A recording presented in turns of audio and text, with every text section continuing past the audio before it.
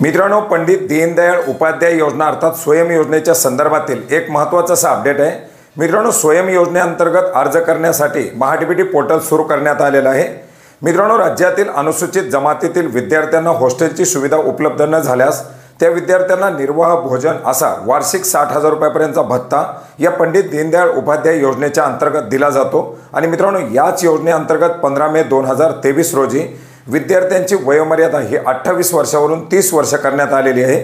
त्याच्यामुळे वय वर्ष 2 वर्षाची जी मुदतवाढ मिळालेली आहे, अशा वय 30 वर्षापर्यंत असलेल्या विद्यार्थ्यांना याचबरोबर या पोर्टलवरती तांत्रिक कारणामुळे अर्ज भरले जाऊ शकत नव्हते।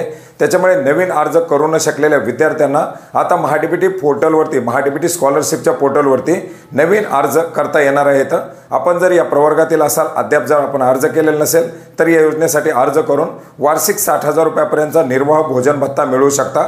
मित्रांनो, योजना कशा प्रकारे राबवली जाते, याचा ऑनलाईन पद्धतीने अर्ज कसा करायचा, याच्यासाठीच्या अटी शर्ती इत्यादीबद्दलची माहिती जर आपण घेतलेली नसेल तर डिस्क्रिप्शन बॉक्समध्ये पहा आणि त्यामध्ये सांगितल्याप्रमाणे व्हिडिओच्या माध्यमातून आपण ऑनलाईन पद्धतीने अर्ज करू शकता। सजेशनमध्ये सुद्धा आपल्याला त्याचा व्हिडिओ मिळेल।